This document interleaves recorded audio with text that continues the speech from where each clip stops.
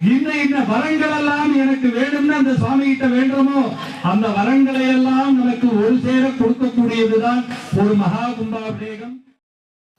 அனைத்து உறவுகளுக்கும் இனிய வணக்கம். ஒரு கும்பாபிஷேகம் பார்த்தா 12 வருடங்களுக்கு கோயிலுக்கு போன புண்ணியம் கிடைக்கும் அப்படின்னு சொல்லி கேள்விப்பட்டிருப்போம். இப்போ நம்ம குறிச்சி வலசில் 3 கும்பாபிஷேகம் ஒரே நாளில் நடந்துச்சுங்க. அந்த வீடியோ தான் ஒவ்வொன்றா நம்ம பார்க்கலாம். இப்போ விநாயகர் கோவில் கும்பாபிஷேகம் பார்க்கலாங்க. வீடியோக்குள்ளே போகிறதுக்கு முன்னால் நம்ம சேனலை இன்னும் சப்ஸ்கிரைப் பண்ணலைன்னா சப்ஸ்கிரைப் பண்ணி பெல் ஐக்கானை கிளிக் பண்ணி ஆல் செலக்ட் கொடுத்துக்கோங்க. அப்போ அதை நம்ம வீடியோ போட்டோன்னே நோட்டிஃபிகேஷனில் காட்டும்.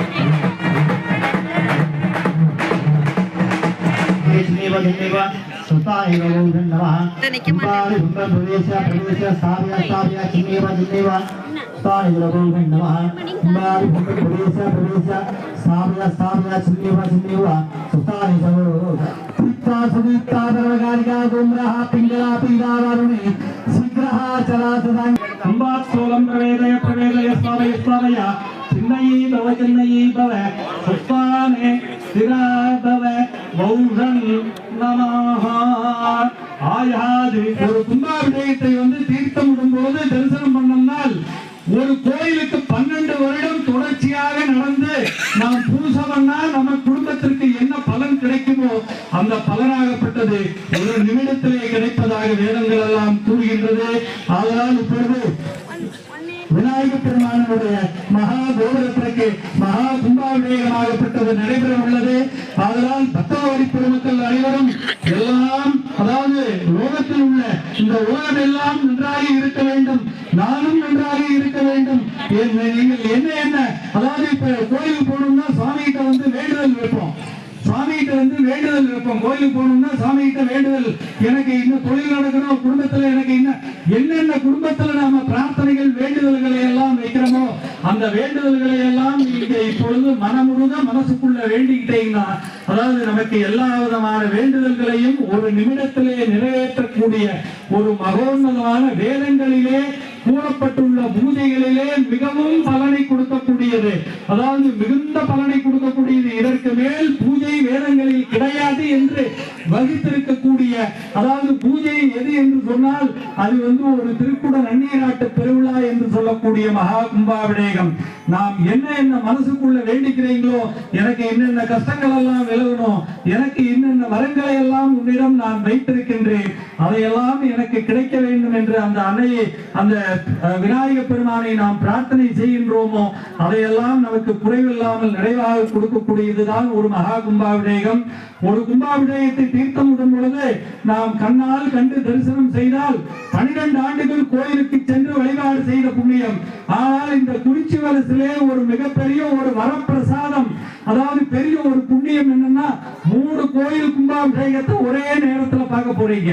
அதாவது விநாயக பெருமானினுடைய 10:30 மணிக்குள்ள, அதாவது விநாயக பெருமானினுடைய கும்பாபிஷேகம், கன்னிமார் கருப்பண்ண சுவாமியினுடைய மகா கும்பாபிஷேகம் இரண்டாவதாக, மூன்றாவதாக பிரதான தெய்வமாக இருக்கக்கூடிய அருள்மிகு பகவதி அம்மனுடைய மகா கும்பாபிஷேகம். ஒரு ஊர்ல ஒரே நேரத்தில் 3 கும்பாபிஷேகங்களை கண்டு தரிசனம் செய்வது என்பது நாம் செய்த மிகப்பெரிய புண்ணியம் என்று வேதங்கள் எல்லாம் கூறுகின்றது. அரகரா என்று மங்கள கோஷத்துடன் வணங்கி விநாயகருக்கு இப்பொழுது திருக்குட நன்னீராட்டு பெருவிழா நடைபெற உள்ளது. அதனால் அரகரா என்று மங்கள கோஷத்துடன் வணங்கி விநாயக பெருமானினுடைய பரிபூர்ணமான திருவருளை பெற்று சகல செல்வங்களையும் அடைய வேண்டுமாக பிரார்த்தனை செய்வோமாக. சகலவாக்கியம்